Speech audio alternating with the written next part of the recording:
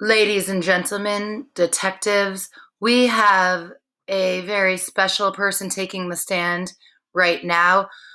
Willie Jett is a Confederate soldier.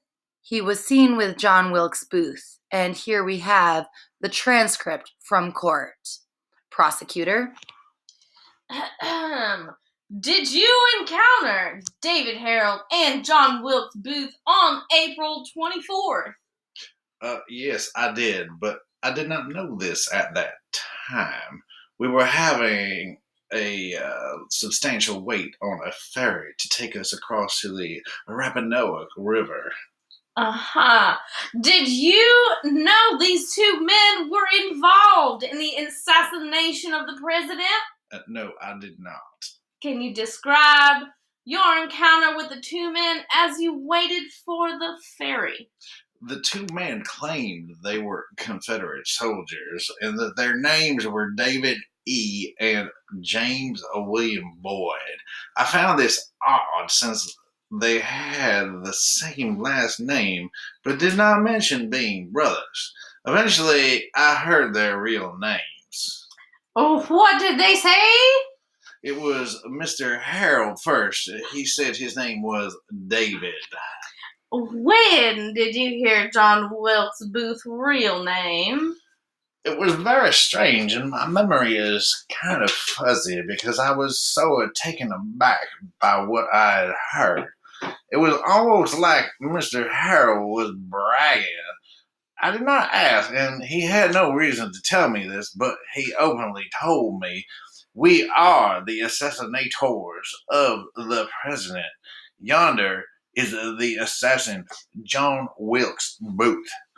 He said this while he was pointing to his friend. He may have said Lincoln instead of president. I'm not sure, but it was one of the two. Mm-hmm. What was your impression of Mr. David Harold? I did not think much of him. He seemed to just be a guide for the true assassin. Did you know there was a manhunt underway to catch these two? No, ma'am. The mail service has been down with the final days of the war, so news travels slowly. Well, now, why did you not immediately report this to the authorities? I feared for my safety, ma'am. I worry that if I did this, I would be killed too. Mm-hmm. What happened next? They wanted me to help them move further south, but I could not since I did not have the funds or the ability to. Then they asked if there was a place they could stay. I asked the locals nearby for a place to stay, and we were turned down. The road to a home owned to Mr. Richard Garrett. Then the Union Army had tracked me down since people saw me with the assassin. When the troops barged into my hotel room, I told them exactly, "I know who you want, and I will tell you where they can be found." I was referring to Booth. What happened to Booth and Harold?